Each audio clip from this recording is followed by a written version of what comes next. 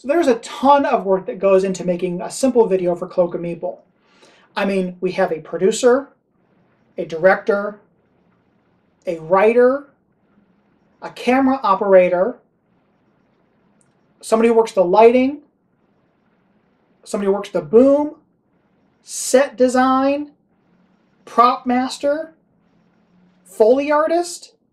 There is just a ton of stuff that goes into making a simple video. Not as much as that goes into making a full motion picture, but still, they have their similarities. So why don't we go ahead and play a game that's all about making those movies? This is Hero Flix.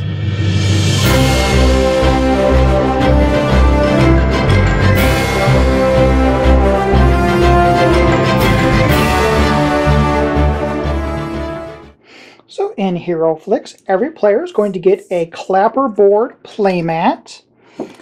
So the top section of the clapperboard is just used to track your score, because in the game the first person to reach 10 or more points is the winner of the game. Then you have your portfolio, which is where you score all of your stuff. There is some setup instructions and a brief rundown of how the game is played. I really appreciate that. Then around the board are sections for where you're going to put all of your cards. So you'll place that right on the board, and I apologize for the glare. And they're going to take a little production points token, and that's just going to go right there on the board, and you'll use that to track all of your points. Then there are these two decks. There are the plotline deck and the play deck. You're going to give both these decks a good shuffle.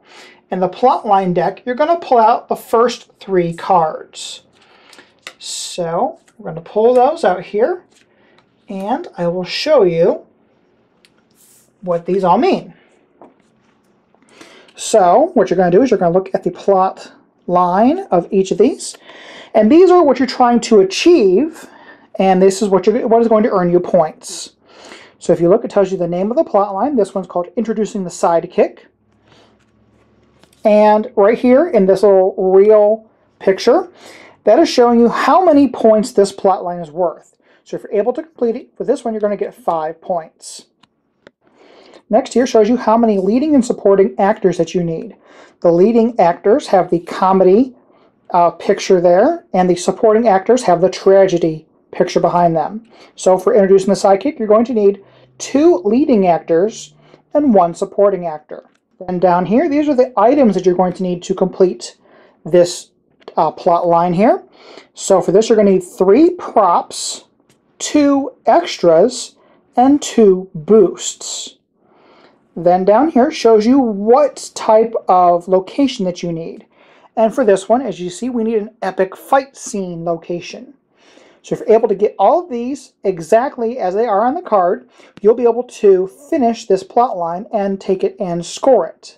There are some plot lines, however, that don't require an exact amount. For example, a cutscene is only worth 1 point, but you can do it with any number of leading actors or supporting actors, any number of items, and you can use any scene. And it shows all the scenes down here are multiple scenes. You just have to use one of them because you can only have one location out at a time. So any of these locations can be used to complete this scene. To begin the game, every player is going to start off with a hand of 7 cards. So some of the cards that you might get here, you might get a reaction card, which it tells you when you can play it. For example, this one is co-producer. So play co-producer when another player successfully completes a production. So when another player completes a production, co-producer provides you with a production point. So if somebody else finishes something, you can play co-producer, and you'll go ahead and benefit and get a point from that. There's another card for rewrite. Rewrite allows you to change 1 requirement type on the plotline card. Leading talent becomes supporting talent. Rewrite reduces the value of the plotline by 1 production point. So you could use this if you're slightly off from being able to complete some things. You can rewrite it a little bit, and it will make it so that way you can complete the task. You will get cards like these talent or item cards. So the top portion of the card can be used as a talent, and this is a leading actor because it's the comedy face there, but it also can be used as an item, and this would be some extras. So you can use either side of the cards. You have to decide what you want to use it for. You'll have stuff like locations, and here's one of our epic fight scenes that we need. And then here's a supporting actor and a prop. And here is another leading actor and an extra. And then here's a modifier. So multi-picture contract. After completing a production, multi-picture contract grants you permission to retain any number of the talent from your current production. So that's cool because normally you have to discard everybody from the once you do a plot line. So let's just say this is my hand of cards. On your turn, you have 3 shoots to be able to do anything. Those are the amount of action points that you have. So you can only do 3 action points worth of items. To play a card is simply 1 action point. So let's just say I wanted to play this card and I wanted to use it for my leading actor. I'm going to go ahead and spend 1 production point, spend 1 shoot point, and I'll place that underneath the talent portion of my clapperboard, just so that only the talent is shown. If for some reason I need to remove a talent or an item if I want to, it's going to cost me 2 shoots.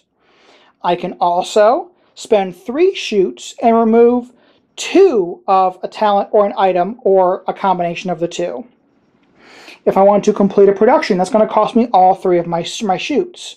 And at any point on my turn, I can decide to pass, and that'll just cost me my leftover shoots. So as I showed you, when you play a talent, you're going to place it at the very top of your clapperboard, just so that the way the talent portion is shown, and now that talent is locked in to my production. I can also play a location there, so I'm going to go ahead and place that right next on the location side. And with one final action, I'm going to go ahead and go down here, and I'm going to go ahead and give myself a prop. So I'm going to place that down there, and that gives me now a prop, because I covered up the supporting actor, just showing the prop. So that was all 3 of my shoots that I was able to do this turn. So now what I'm going to do is I am going to discard any cards that I want to from my hand, if I wanted to, and then draw back up to 7 cards. I think I want to keep what I have here. Yeah, I think I'm going to get rid of this rewrite. So I'm going to get rid of that. So I have 3 cards, so I'm just going to draw 4 more.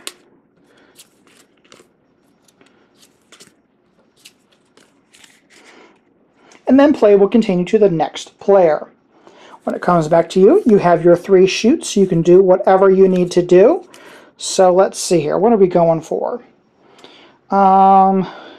You know what? I probably shouldn't have used that 1 as an item instead of a supporting actor, because I need a supporting actor for all of these plot lines that are out. Let me zoom in on those for you, just so you can see. They all require at least 1 supporting actor. Let's see what I got in my hand here. So let's zoom back out here and see here. That's not a supporting actor. That's not a supporting actor, and that's not a supporting actor. So what else can I do here? Well, I need some extras, so I'm going to go ahead and I'm going to place these extras here.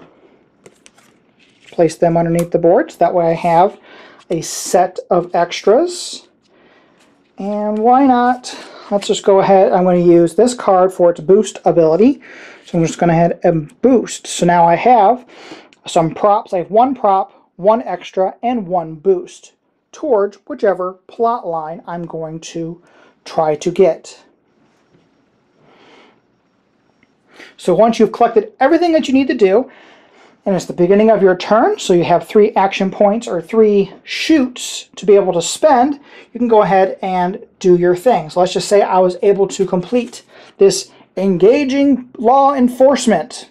So I have everything that it needs, and I'm going to gain 3 production points. So you go onto your board here, and simple enough, look at that glare. But we're going to go 1, 2, 3, boom, I have 3 points. Now, other players could play things on their boards, or on my board, if they wanted to try to do some kind of reaction thing to that. But play will continue until one player has 10 production points. So that's just a brief overview of Hero Flix. This is a pretty cool little game. It can get cutthroat with these modifiers. What I didn't say is that you can put your own modifiers onto your productions, and you're going to put that face down, and you don't reveal it until the very end or once you produce one of the plot lines. But if somebody else throws a modifier down, that's going to go face up and start affecting you right away. But there are lots of things that you can do to your opponents. They can produce something that's a really high point value, but you can play a straight to DVD on them, and it's going to cost them some points because, oh, well, it didn't go to the theaters, it went right to DVD, so it can't be that good of a movie. And then you can, you know, oh, one of your talent got injured, or just stuff that you can manipulate, or you could try to pull talents. You could yank somebody from one production and move them to yours, or move them from yours to another person. That way they have too many talent and they can't produce their plot line because a lot of them have that specific amount. They can only have one supporting actor. And if they have two supporting actors, well, they're going to be competing against each other, and then you can't produce your film, or you can't produce your movie, or whatever you're producing. So this is a pretty cool game.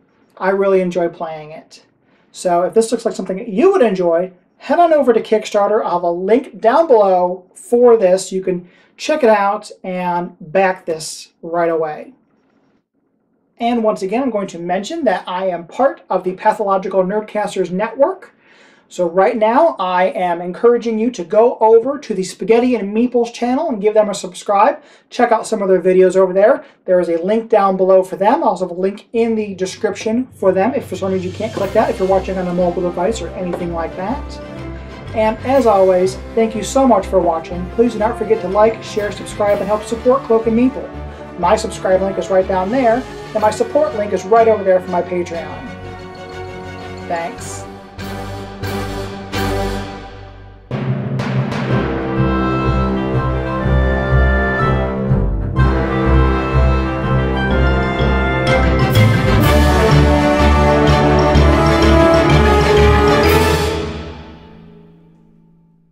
Part of the Pathological Nerdcasters Network. Find more at pncn.rocks, where all the geeks come to play. Yeah, but they're